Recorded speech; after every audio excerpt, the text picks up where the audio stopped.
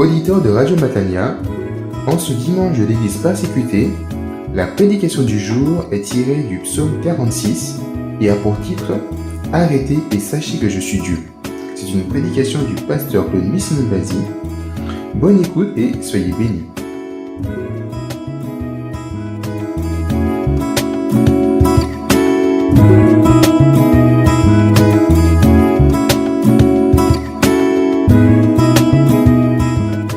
À tous, grâce et paix de la part du Dieu notre Père et du Seigneur Jésus-Christ.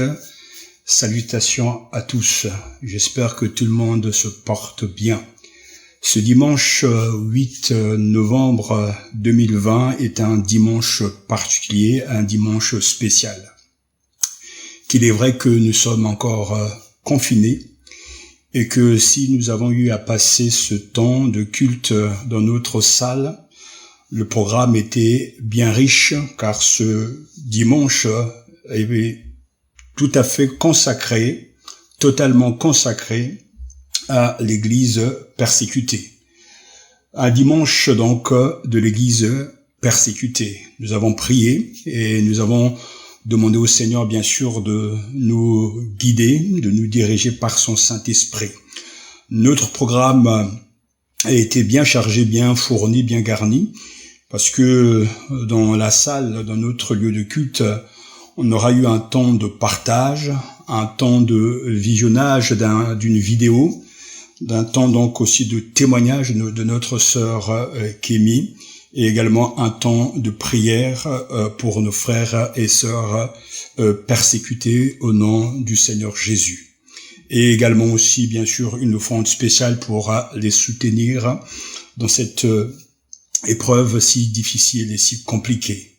Mais les circonstances ont voulu que Dieu, dans sa providence et dans sa grande sagesse, a laissé et a permis que ce temps nous le passions donc chez nous, mais nous sommes bien sûr en communion les uns avec les autres par le même esprit et également en communion avec nos frères et sœurs dans ces pays où ils sont persécutés à cause de leur foi. Selon le dernier rapport sur le paludisme dans le monde, publié en décembre 2019, il y a eu 228 millions de cas de paludisme. On estime à 405 000 le nombre de décès dus à la maladie en 2018. Malgré ce triste chiffre, pas un mot dans les médias ces 4 dernières années. Pourquoi? Ça ne nous concerne pas. Ça ne nous concerne pas. La pandémie du Covid-19 a mis en lumière l'égoïsme, voire l'hypocrisie des gens, qu'il est vrai qu'on a pris à bras le corps la pandémie du Covid-19. On a trouvé beaucoup d'argent, beaucoup de moyens, car ce virus touche un grand nombre de personnes, y compris des dirigeants politiques, des stars, des gens puissants selon le monde. Lorsque ça nous concerne, lorsque ça nous touche, on trouve facilement les moyens. Lorsque on est concerné, alors on est solidaire et on se bouge pour trouver les moyens de régler le problème. Et comme l'adage le dit si bien, loin des yeux, loin du cœur, que ce matin que cela change, loin des yeux, près du cœur. C'est avec ces quelques chiffres liés donc au paludisme que j'introduis ces temps pour attirer l'attention des uns des autres sur l'importance de se sentir concerné au sujet donc de l'Église persécutée autour du monde. Que ce ne soit pas simplement le problème ou le sujet de méditation des uns et des autres, mais que nous soyons tous concernés, car il ne s'agit que d'une seule Église, l'Église de Jésus-Christ. Il est question de nos frères et de nos sœurs. Ce matin, on a commencé avec cette méditation à 9h de notre sœur et épouse Rachel, donc qui nous a introduit dans cette courte mais riche méditation de Matthieu chapitre 5 verset 10, où Jésus donc annonce, proclame un bonheur, le bonheur pour ceux qui sont persécutés à cause de leur foi, à cause de Jésus-Christ. Et cette question nous a été posée, sommes-nous persécutés pour notre foi aujourd'hui en France? Je laisse à chacun le temps de réfléchir à cette question, le temps aussi de écouter, peut-être pour ceux qui n'ont pas eu l'occasion de le faire, de réécouter donc cette méditation tout au long de cette semaine à 9h, sur Radio Matania. Frères et sœurs, nous sommes concernés donc par ce thème si important, l'Église persécutée, et grandir avec l'Église persécutée. Nous disons souvent, en répétant avec foi et conviction, le symbole des apôtres, je crois en l'Église universelle. Plus de 260 millions de chrétiens dans le monde. Un chrétien sur 8 est gravement persécuté pour sa foi en Jésus. L'Église persécutée nous enseigne à ralentir le pas et à marcher au rythme de Dieu. C'est une Église victorieuse malgré la persécution, selon les dires du directeur de Portes Ouvertes. Le thème de ce dimanche de l'Église persécutée est « Arrêtez et sachez que je suis Dieu ». Quelle joie de partager cette vérité avec nos frères et sœurs. Car nous-mêmes, en début de cette année, le 5 janvier 2020, nous avons médité sur ce thème et nous avons aussi épousé et acté le fait que c'est là réellement le mot d'ordre de cette année. Arrêtez et sachez que je suis Dieu. Comme quoi, le Seigneur dirige son Église pour permettre aux uns et aux autres de partager par la puissance de son esprit ce même thème. Et donc ce matin, sur la base de la trame proposée par Portes Ouvertes et quelques commentaires, nous allons à nouveau méditer le psaume 46. Que Dieu soit béni pour l'écoute des uns et des autres, que ce thème nous touche et que nous soyons tous concernés. Ne laissons pas l'ennemi nous voler ce temps et ne nous déconnectons pas, car cela prouverait tout simplement que nous ne sommes pas concernés par l'Église persécutée, c'est-à-dire l'Église de Jésus-Christ, l'Église où chacun de nous est membre lorsque nous avons reçu et accepté Jésus-Christ comme Seigneur et Sauveur, et que nous sommes nés de nouveau par la puissance du Saint-Esprit.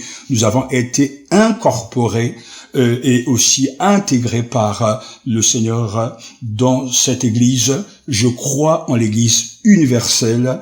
Alors, c'est de nous que nous allons parler. Donc, parlons-en ce matin.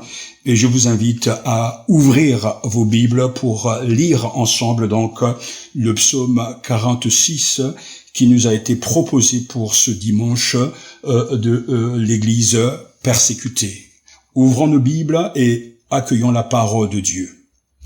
Au chef de chœur, cantique des fils de Corée sur Alamoth. Dieu est pour nous un refuge et un appui, un secours qui se trouve toujours dans la détresse. C'est pourquoi nous sommes sans crainte quand la terre est bouleversée et que les montagnes chancellent au cœur des mers. Quand leurs eaux grandes écument, ébranlent les montagnes en se soulevant. Il est un fleuve dont les courants réjouissent la cité de Dieu, le sanctuaire de demeure du Très-Haut. Dieu est au milieu d'elle, elle ne chancelle pas. Dieu la secourt dès l'aube du matin. Des nations grandes, des royaumes chancellent. Il fait entendre sa voix, la terre se dissout, l'Éternel des armées est avec nous. Le Dieu de Jacob est pour nous une haute retraite. Venez contempler les œuvres de l'Éternel. La désolation qu'il a mise sur la terre, c'est lui qui fait cesser les combats jusqu'au bout de la terre. Il brise l'arc et rend la lance, il consume par le feu les chars de guerre. Arrêtez et reconnaissez que je suis Dieu.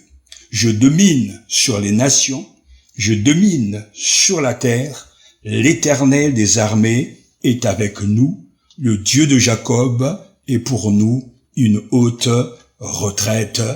Amen.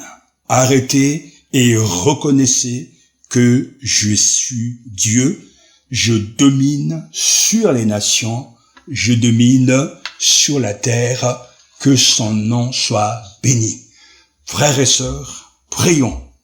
Dieu notre Père, Seigneur de gloire et de grâce, quelle joie, quel privilège pour nous de pouvoir nous tourner vers toi pour t'adorer, pour te reconnaître et accepter que tu es l'unique, le seul véritable Dieu qui t'est révélé en Jésus-Christ, par la puissance du Saint-Esprit. Sois béni et sois adoré pour ton amour, ta fidélité et pour ta tendresse en ce jour à l'égard de tous.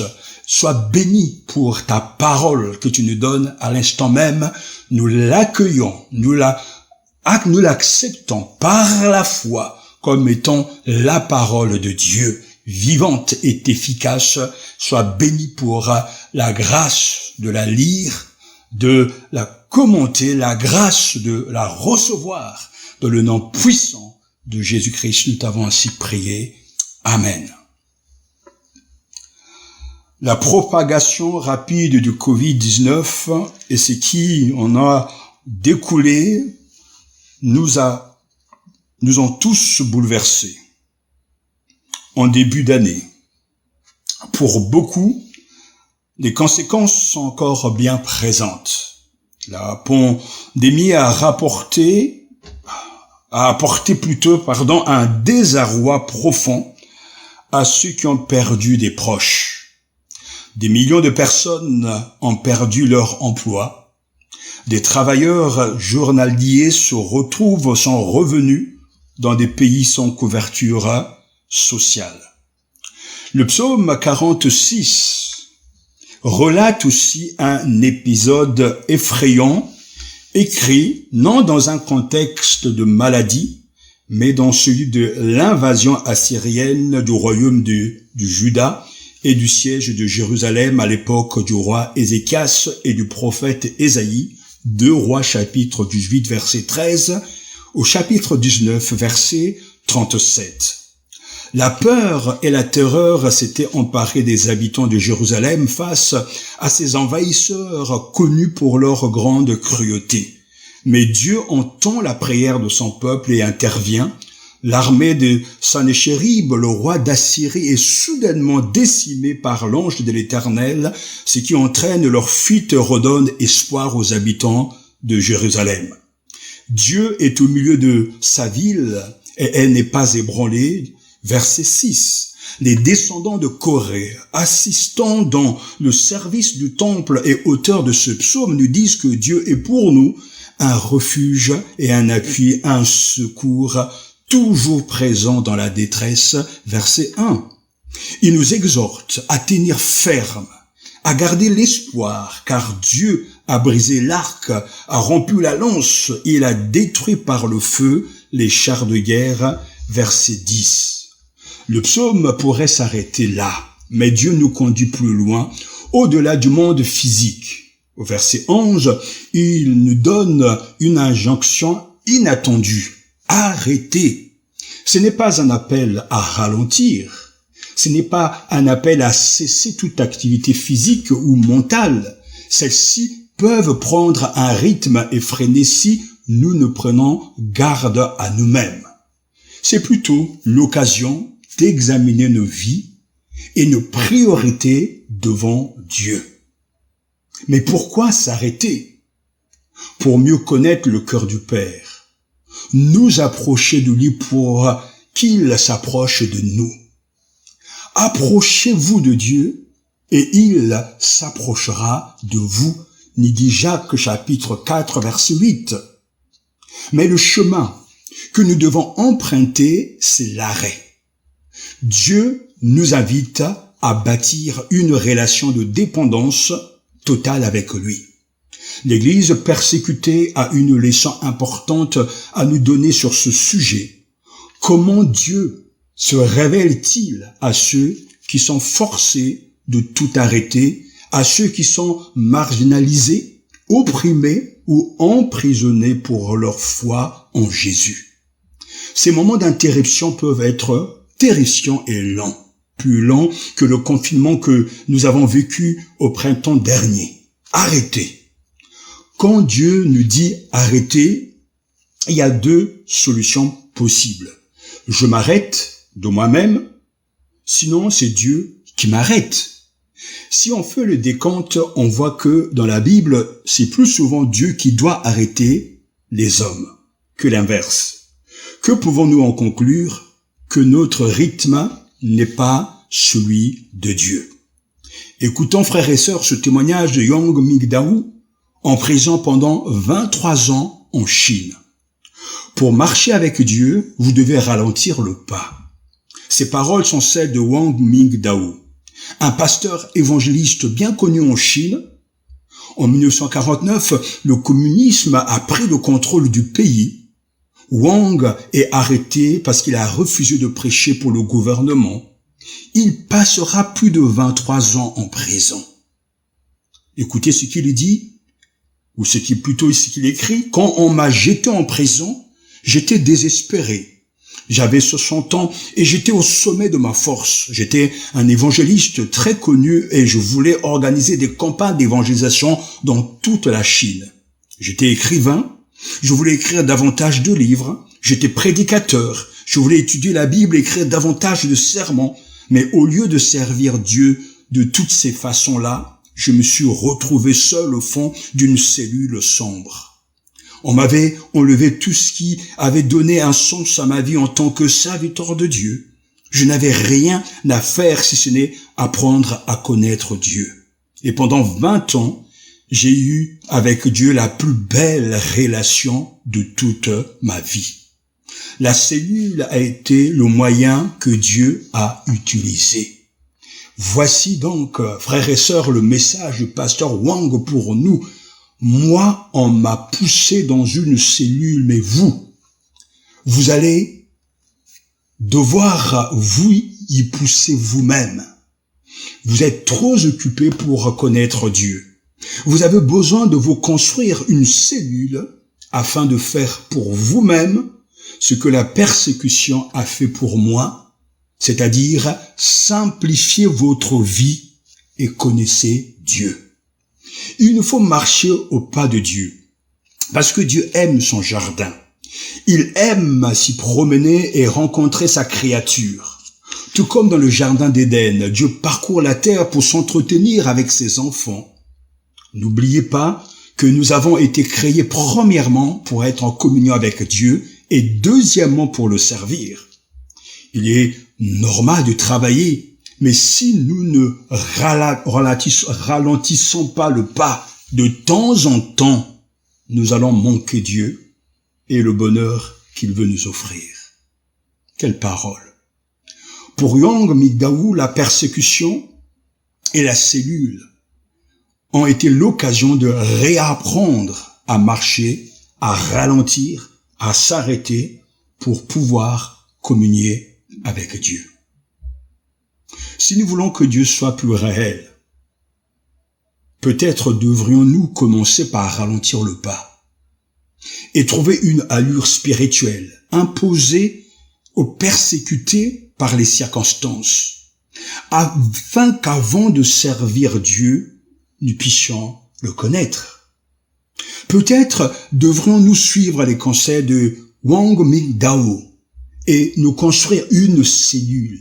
Cette cellule deviendra le jardin où Dieu vient nous rencontrer.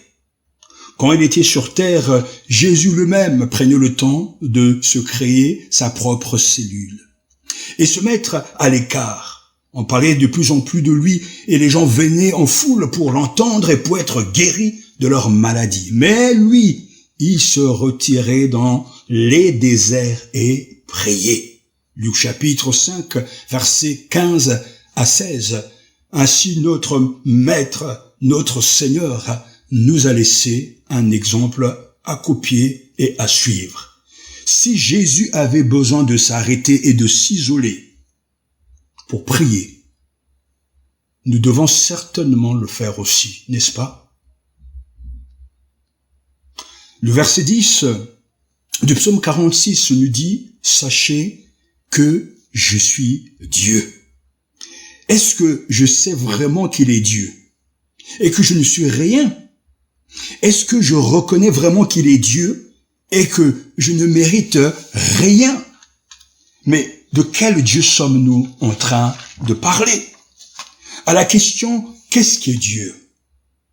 Le texte, le catéchisme de Westminster répond très clairement « Dieu est esprit, infini, éternel et immuable dans son être. Il est sagesse, puissance, sainteté, bonté et vérité. » Ou selon une autre définition de Strong, Dieu est l'esprit infini et parfait en qui toutes choses ont leur origine, leur soutien et leur fin.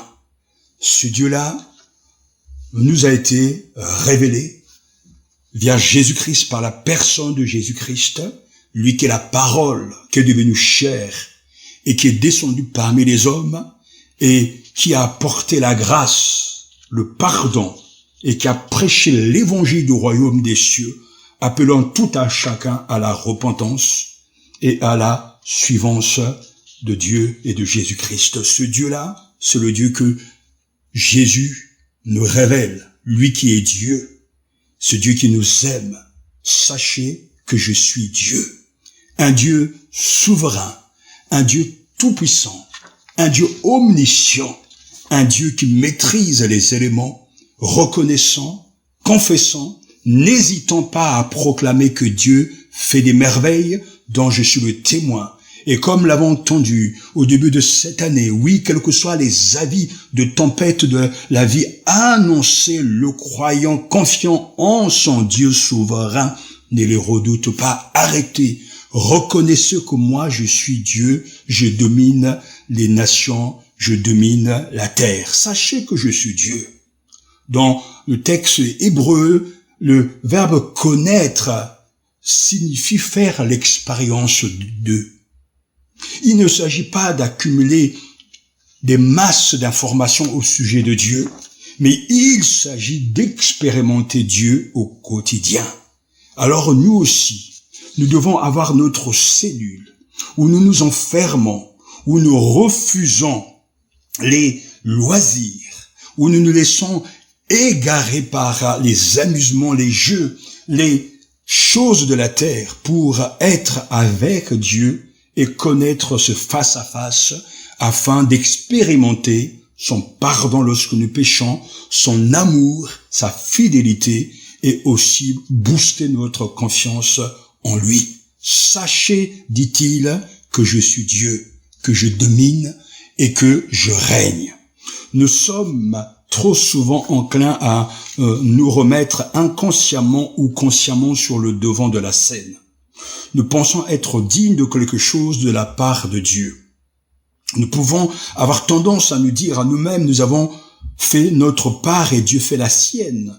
Il nous bénit parce que nous avons bien agi. Mais Dieu est Dieu. Qui sommes-nous pour prétendre à quoi que ce soit? À l'instar du roi David, nous pouvons demander « Qu'est-ce que l'homme pour que tu te souviennes de lui ?» Psaume 8, verset 4. Écoutons une fois de plus le témoignage d'Amar en Égypte, qu'un jour dans le noir complet. Amar est un chrétien d'arrière-plan musulman d'Égypte. Il y a quelques années, il fut arrêté et torturé. Même alors qu'il était pendu par les pouces, il ne dit rien et refusa de révéler son réseau à la police. En désespoir des causes, les policiers le soumirent à ce qu'ils appellent l'expérience. Ils lui dirent « Personne ne survit à l'expérience ». Ils le placèrent dans un caisson carré en pierre d'1,50 m de largeur sans lumière. Tous les 3 jours, on lui glissait de la nourriture et de l'eau. Habituellement, les gens deviennent fous le 8e jour, lui dira ce geôlier, parce que le noir incessant est notre dernier ennemi à tous. Les premiers jours, Amar résista à son nouvel environnement, mais vers la fin de la semaine, il commença à craquer. Il raconte: je pleurais assis dans mes propres excréments et les voix, ces voix terribles, elles m'accusaient sans interruption, jour et nuit, elles disaient que je n'avais aucune valeur. Je repassais dans mes pensées les choses terribles que j'avais faites dans ma vie et je pleurais et je hurlais de solitude. J'ai même commencé à avoir des hallucinations. Je me voyais dans la foule quand Jésus fut condamné par Pilate et je criais: crucifiez-le, crucifiez-le. Amar sentit que sa santé mentale lui échappait quand soudain Dieu est intervenu. Il décrit ce qu'il a ressenti alors. Un ruisseau d'eau claire et fraîche coula à travers la cellule, me lavant parce que j'ai pris conscience que Christ m'aimait même à ce moment-là. Assis dans mes excréments avec tous mes péchés et ma foi en miettes et ma santé mentale qui s'effritait, je me suis rendu compte que même dans cet état, Christ m'aimait. 15 jours plus tard, lorsque ces geôliers ouvrirent la porte, ils furent stupéfaits de trouver une personne qui sentait mauvais, qui était fatiguée, mais une personne joyeuse et en bonne santé mentale. Voici le message d'Amar pour nous. Le désert est un lieu où Dieu nous entraîne pour nous montrer combien nous sommes tout à fait indignes. Et cela nous vide de tout orgueil. Amen. En contrepartie, l'amour de Christ dont il nous remplit est d'autant plus grand que nous sommes vides. Comme Amar, frères et sœurs, pour reconnaître que Dieu est Dieu, nous avons besoin de nous humilier devant lui, de reconnaître combien nous sommes indignes et combien nous avons besoin de lui. Reconnaître Dieu dans notre épreuve. Dieu nous conduit parfois dans le désert, celui de présent, confinement Covid-19, pour que nous reconnaissions que nous sommes indignes et que nous sachions et voyons qu'il est Dieu. Dieu est pour nous un refuge et un appui, un secours toujours présent dans la détresse. Psaume 46, verset 2. Oh, quelle parole magnifique! Dieu est pour nous. Dieu est pour moi. Dieu est pour toi qui as fait la paix avec Dieu. Un refuge et un appui, un secours toujours présent dans la détresse. C'est lorsque nous n'avons plus rien, que nous sommes en mesure de reconnaître qu'il est Dieu. Amen. Et que rien ni personne ne l'égale. Ce Dieu si grand est avec nous, il est pour nous, nous dit le psaume 46, verset 12. Tout au long de la Bible, cette idée, cette vérité est répétée et confirmée. Nous le lisons par exemple dans le psaume 100, au verset 1 à 3. Acclame l'Éternel, ô terre tout entière. Servez l'Éternel avec joie. Entrez en sa présence avec des chants joyeux. Sachez que c'est lui seul, l'Éternel, qui est Dieu. C'est lui qui nous a fait, nous lui appartenons, et nous sommes son peuple, le troupeau de son pâturage. Alléluia. Quelle est notre attitude? Souvent notre nature nous pousse à réclamer un dû, une récompense, une reconnaissance, une faveur, mais la Bible nous apprend que ces choses nous seront données là-haut dans le ciel. Et lorsque le souverain pasteur paraîtra, vous obtiendrez la couronne incorruptible de la gloire. 1 Pierre, chapitre 5, verset 4. Quel est donc mon rôle et ma position sur cette terre? Quel est mon rôle et ma position sur cette terre? La Bible me dit que je suis un serviteur, et même un serviteur inutile. Luc chapitre 17, versets 7 à 10, nous dit, supposons que l'un de vous est un serviteur occupé à labourer ou à garder le troupeau. En le voyant rentrer des champs, lui direz-vous, viens vite, assieds-toi à table. Ne lui direz-vous pas plutôt, prépare-moi mon dîner, mets-toi en tenue pour me servir, jusqu'à ce que j'ai fini de manger et de boire, ensuite tu mangeras et tu boiras à ton tour. Le maître doit-il une reconnaissance particulière à cet esclave parce qu'il a fait ce qui lui était commandé? Bien sûr que non. Il en est de même pour vous. Quand vous aurez fait tout ce qui vous est commandé, dites, nous ne sommes que des serviteurs sans mérite particulier. Nous n'avons fait que notre devoir. En face d'une telle grâce, frères et sœurs, choisissons une attitude de reconnaissance. Quelles que soient les épreuves que nous traversons, si Dieu nous arrête, c'est qu'il a quelque chose à nous dire pour nous bénir et nous faire grandir. Oui, si Dieu nous arrête, c'est parce qu'il a quelque chose à nous dire pour nous bénir et nous faire grandir. Écoutons ce témoignage du pasteur O.U. Hai, enfermé 6 ans dans une cage en fer au Vietnam.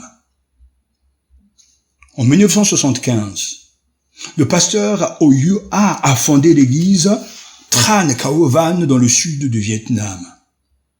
Chaque journée commençait par une réunion de prière de 3h à 5h du matin et se terminait chaque soir par une étude biblique. Eh ben dis donc, il y a des choses encore à faire dans nos assemblées de nos jours, n'est-ce pas? Chaque mois, entre 80 et 100 conversions avaient lieu. Gloire à Dieu. Une année, plus de 800 nouveaux croyants ont été baptisés. En 3 ans, l'église comptait 5000 fidèles. Alléluia. Le 10 décembre 1983, le gouvernement a confisqué les Bibles et les recueils de cantiques, fermé l'église et verrouillé la porte. Le pasteur A été emmené en prison où il a passé 6 ans avant d'être libéré. Pendant ces 6 années de vie dans une cage en fer, il a témoigné de sa foi et au moins 96 personnes ont donné leur vie à Christ. Il dormait sous le sol froid. Les moustiques, les sangsues, les cafards grouillaient partout dans la cellule. Les prisonniers avaient toujours faim, luttaient constamment contre la maladie et se battaient entre eux. À un moment donné de sa détention, il était isolé dans une pièce très sombre. Pendant 16 mois, il n'a vu personne. La nourriture était avariée, mais il n'est jamais tombé malade, pas même une fois pendant cette période. Écoutons le message de O.U. Hai pour nous. J'ai une théologie très simple. Quand vous avez des problèmes, priez. Quand vous avez plus de problèmes, priez davantage. Amen. Il a également souligné la valeur de la prière dans la vie de l'Église et la nécessité de rendre grâce en tout. Avant de sortir de prison, il a gravé un verset sur le mur de sa cellule. En toutes choses, rendez grâce à Dieu. Et Amen. Et c'est vrai que en ce dimanche de l'église persécutée, alors que hier, je faisais un peu de sport pas loin de chez nous dans à côté de chez nous, dans ce parc, pas loin de la maison. D'habitude, je prends le temps de prier et bien sûr de rendre grâce. Mais j'étais conduit là à lister les privilèges que Dieu nous a accordés, m'a accordés, de savoir que, en communion avec nos frères et sœurs, dans le monde entier, persécutés à cause de Jésus, je ne peux m'empêcher de rendre grâce à Dieu, d'avoir grandi dans ce pays où la liberté est une réalité, d'avoir ce privilège de nous retrouver en semaine, le dimanche, les dimanches, pour louer et adorer le Seigneur ensemble. Qu'il est vrai qu'il y a des tensions, qu'il est vrai que des choses graves se sont passées ces jours-ci et les mois et les années passées. Mais si nous voyons et si nous regardons les choses à l'échelle mondiale, alors frères et sœurs, nous avons des raisons d'être reconnaissants. Sans doute, c'est un début de la persécution en France, mais pourtant, cette grande liberté, elle est là. Nous avons des raisons des sujets, des motifs de remercier le Seigneur pour la liberté que nous avons, pour les instituts bibliques, pour les facultés de théologie, pour les théologiens que Dieu nous donne, pour les biblistes que Dieu nous donne. Nous devons rendre grâce à Dieu d'avoir autant de Bibles, autant d'opportunités, autant de livres pour affermir notre foi, autant d'églises. Nous devons rendre grâce au Seigneur et le bénir pour la liberté que nous avons en France.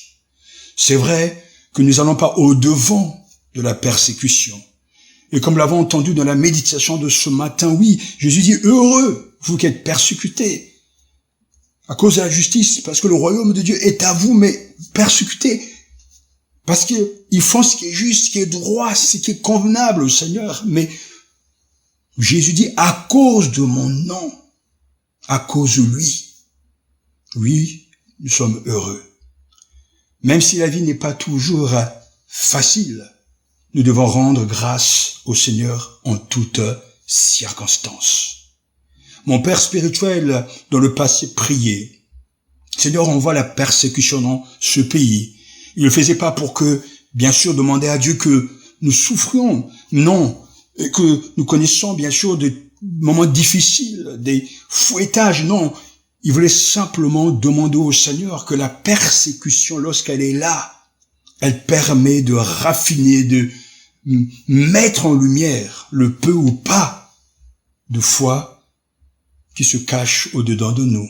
Lorsque la persécution est là, on reconnaît les vrais chrétiens. Lorsque la persécution est là, on reconnaît la grandeur de la foi. Et dans sa cellule, dans cette intimité avec Dieu, l'on grandit. C'est vrai que Porte Ouverte nous propose ce dimanche, bien sûr, de l'Église persécutée et ce thème, grandir avec l'Église persécutée. Nous avons appris dans notre assemblée qu'un des moyens que Dieu utilise pour nous amener à la perfection, c'est bien sûr la souffrance. Être capable de l'accepter, être capable de tenir ferme et de persévérer dans la foi. Car cette souffrance orchestrée par Dieu, orientée par Dieu, voulue par le Seigneur, purifie et nous libère de tout ce qui est inutile, de tout ce qui est insensé, de tout ce qui n'est pas de Dieu. Revenons sur ces paroles pleines de bon sens du pasteur Wang Mingdao. Pour marcher avec Dieu, vous devez ralentir le pas. Simplifiez votre vie et reconnaissez Dieu. Nous avons premièrement été créés pour être en communion avec Dieu et deuxièmement pour le servir, le louer, l'adorer, s'intégrer dans une assemblée, servir les frères et servir le Seigneur. Si nous ne ralentissons pas le pas de temps en temps, nous allons manquer Dieu et le bonheur qu'il veut nous offrir. Ces paroles nous invitent à faire un choix.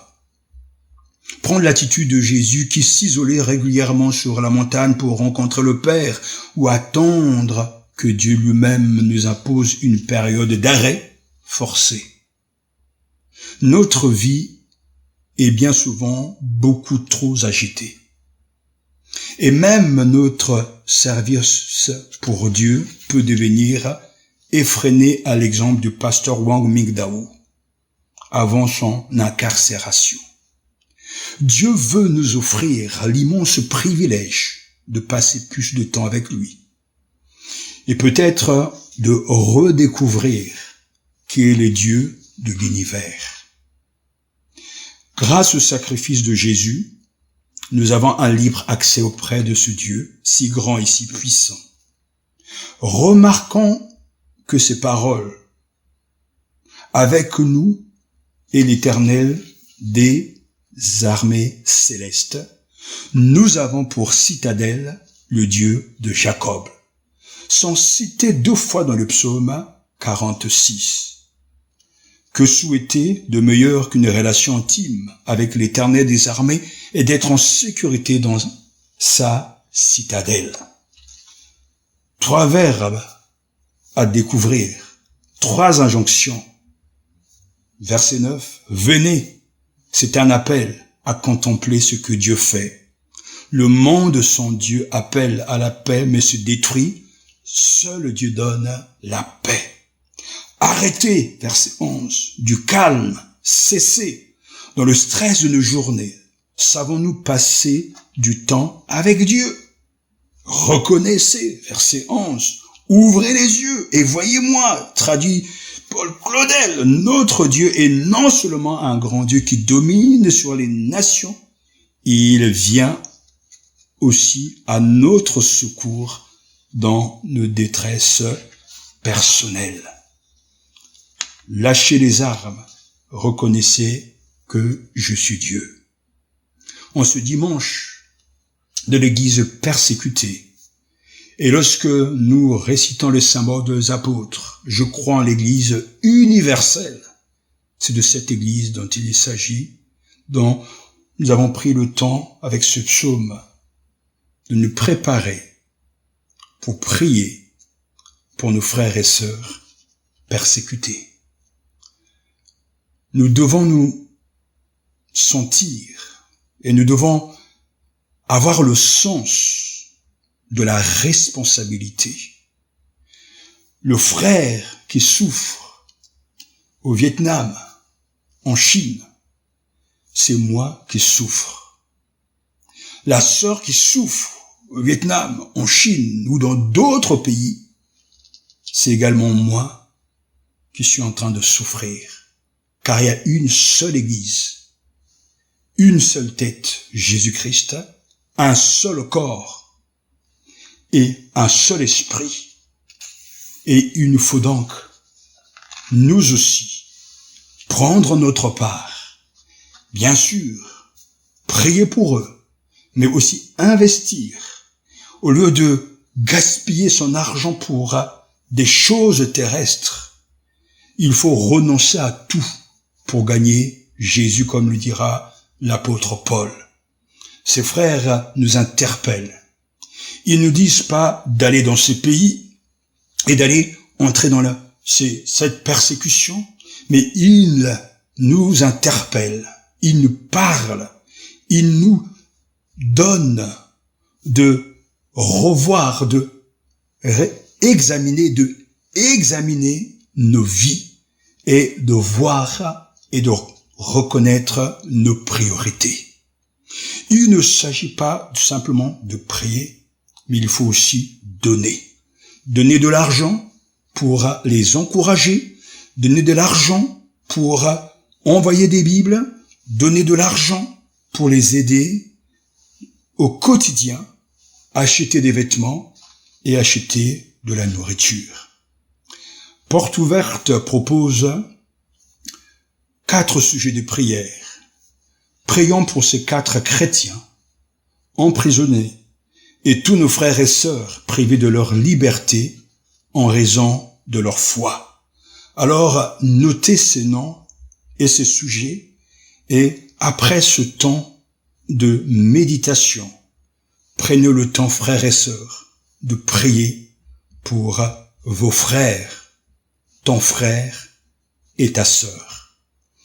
Prions pour Almajan Yimit en Chine, en prison depuis 12 ans. Il a été condamné en 2009 pour avoir livré des secrets d'État à des organisations d'outre-mer. Mais en réalité, c'est en raison de ses activités pastorales qu'il a été envoyé en prison. Prions pour que les 3 années qui lui restent à purger lui paraissent courtes. Ensuite, prions pour Shagufata Kozar au Pakistan, en prison depuis 7 ans. Elle occupe la même cellule que celle qu'occupait Asia Bibi dans la prison de Multan. Elle et son mari, Shavagat Massi, ont été condamnés à mort pour blasphème. Prions pour qu'ils soient innocentés et libérés. Puis prions pour Kiflou Gébré Meskel, en prison depuis 16 ans. À Erikté, le pasteur a été arrêté à Asmara en mai 2004 et il n'est jamais ressorti. Il n'y a pas eu de procès. Son épouse et leurs 4 enfants n'ont pas pu lui rendre visite. Prions pour sa survie, dans des conditions très dures, et pour qu'il tienne ferme. Enfin, prions, frères et sœurs, pour Mohamed Vafadar, en Iran, en prison depuis 5 mois. Vivant à Rashtet, une ville située au nord-ouest de l'Iran, Mohamed Vafadar a été condamné à 5 ans de prison pour atteinte à la sécurité nationale et a commencé sa peine de prison en juin 2020. Prions pour ce chrétien d'arrière-plan musulman afin que sa foi ne défaille pas.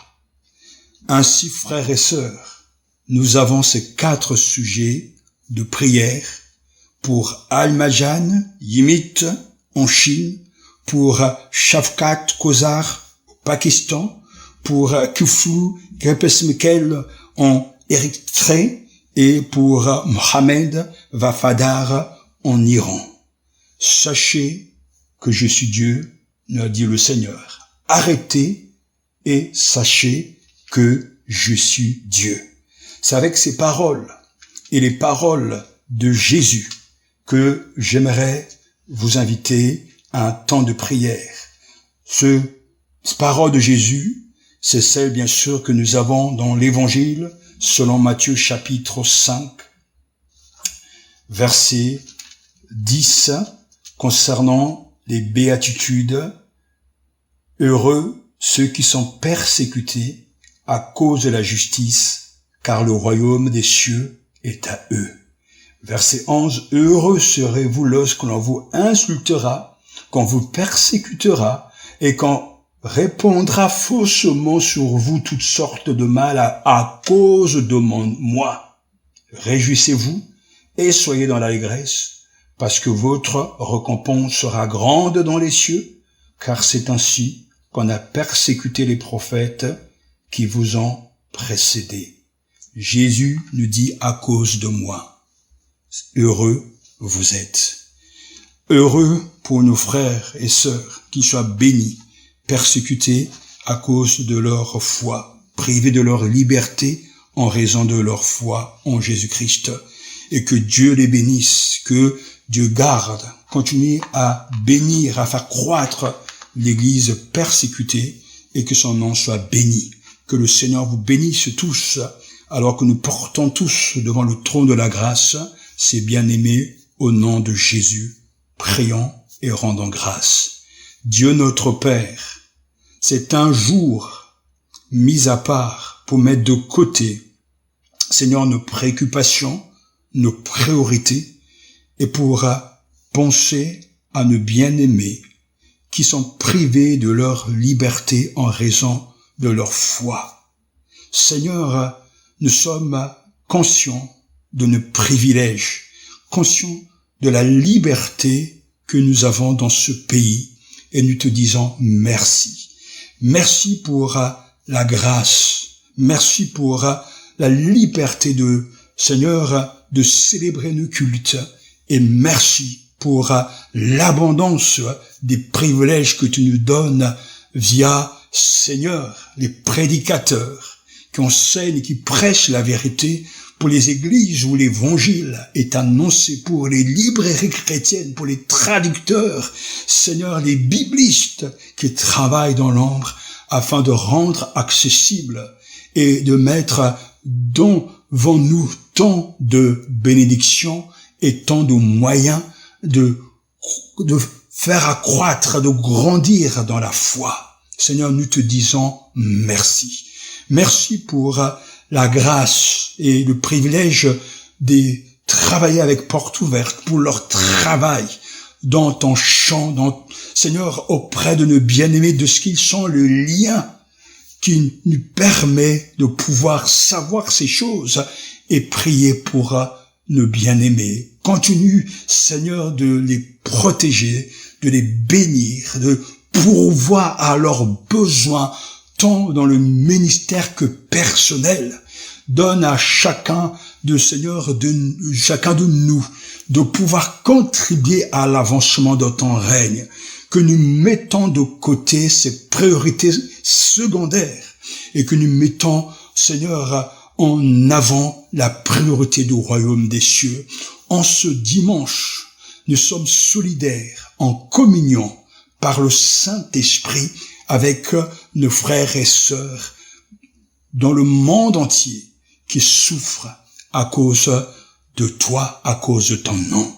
Nous te louons pour leur persévérance. Nous te bénissons de ce que nous apprenons que dans ces pays, dans ces situations tragiques, dramatiques, l'Église ne cesse de prospérer. Alléluia! Béni sois-tu, Seigneur, pour ton œuvre efficace, car à chaque fois que la persécution est passée par là, l'Église s'est solidifiée et l'Église a grandi en qualité, mais aussi en quantité par la puissance du Saint-Esprit. Nous le voyons avec l'Église primitive, Seigneur. Lorsque la persécution était là, alors l'Évangile a été propagé dans le monde entier. Louange et gloire à toi. De ce qu'aujourd'hui tu nous appelles à tout perdre pour gagner Christ. Libère-nous, Seigneur, de ces liens de l'amour du monde, de ces chaînes dans lesquelles nous sommes enchaînés depuis tant de mois, tant d'années, voire, Seigneur, toute une existence. Nous te prions que par la puissance de l'Évangile et par la puissance du Saint-Esprit, tu nous donnes de revivre et de marcher en nouveauté de vie. Donne à chacun des membres de notre assemblée d'aimer l'Église, cette Église universelle, et de se sentir et de reconnaître la responsabilité, notre responsabilité par rapport à nos frères et sœurs. que Christ croisse en nous, que Christ ait la première place, et nous donnerons la première place aussi aux autres.